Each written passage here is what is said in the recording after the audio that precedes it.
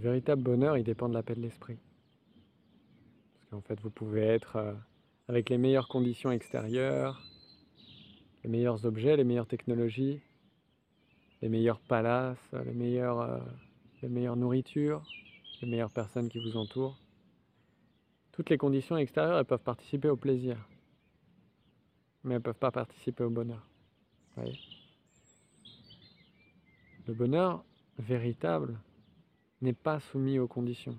Et c'est un peu comme l'amour. L'amour, le véritable amour, ne peut pas dépendre de conditions. L'amour est total et inconditionnel ou il n'est pas du tout. Le bonheur, c'est pareil, ça dépend complètement de la paix de l'esprit. Un esprit en paix sera vraiment joyeux, ouvert, disponible, aimant, chaleureux, quelles que soient les circonstances. Vous voyez ? Une fois que la paix de l'esprit est réalisée, peu importe les conditions extérieures, tout peut être vécu en fait. Il n'y a plus de soucis avec quoi que ce soit. Il n'y a plus rien qui est empêché. Tous les possibles en fait sont ouverts. Vous n'avez pas à être quelque chose de spécial. Vous voyez ? Et cette paix de l'esprit, elle vous suit partout. Vous voyez, une fois que c'est dans le cœur, ça vous suit partout.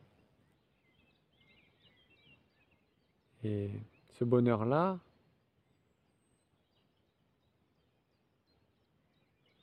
ne peut pas se trouver ailleurs qu'en ce que vous êtes. Vous voyez, on ne peut pas vous l'offrir, on ne peut pas le fabriquer non plus. Il n'y a pas une méthode, il y a des millions de milliards de méthodes pour trouver simplement ce que vous êtes déjà. En fait, ce que vous cherchez, c'est ce que vous êtes déjà. Donc, la recherche est nécessaire tant que c'est nécessaire. Pas de problème. L'envie de comprendre, l'envie de savoir, l'envie de tenir le truc, quoi, le château de cartes, pas de problème. Tôt ou tard, ça tombera. Et il n'y a pas besoin d'être quelqu'un en particulier. Puisque la vie s'écoule déjà sans quelqu'un, sans personne. Vous voyez ?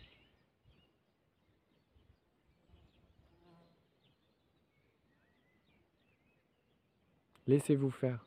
Laissez-vous bercer par l'existence. Elle sait mieux que quiconque ce qui doit vous traverser, ce qui doit se passer, comment le corps doit agir, réagir, quelles situations doivent avoir lieu, quelles rencontres doivent être faites, quelles paroles, quelles croyances doivent venir, doivent repartir, etc. Mais tous ces mouvements, c'est pas ce que vous êtes. Toujours pas. Ça, c'est la vie qui se déploie, mais c'est pas ce que vous êtes. Fondamentalement, vous êtes la vie, bien sûr, et vous n'êtes pas seulement ça. Vous voyez, c'est ça la différence.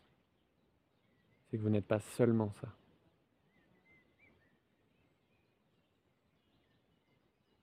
Vous n'êtes pas une chose ou une autre. C'est pas un concept. Vous voyez ? Et dans ça, là, il n'y a rien à comprendre. Du tout. Vous voyez, ça passe pas par la compréhension.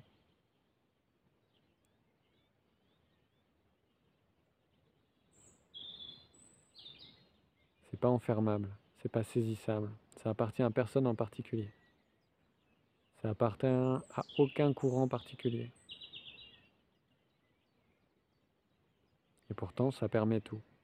Ça permet tous les courants, ça permet toutes les croyances. Ça permet toutes les recherches, toutes les errances, toutes les souffrances aussi. Parce que la souffrance, en fait, c'est juste la vie qui vous dit « Non, c'est pas là que ça se passe. » Voilà, elle vous demande juste de faire demi-tour et de regarder là où ça se joue.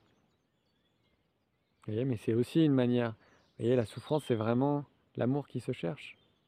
C'est aussi ça.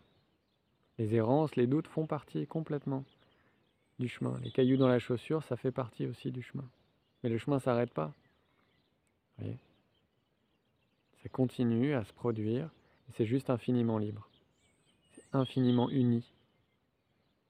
Il n'y a plus de questions qui se posent. Vous devenez la réponse. Et en fait, vous êtes déjà la réponse. C'est ça le truc. C'est que vous comprenez que vous êtes déjà la réponse à toutes les questions que vous vous posiez. Et c'est juste cette évidence d'être. Et ça a toujours été comme ça.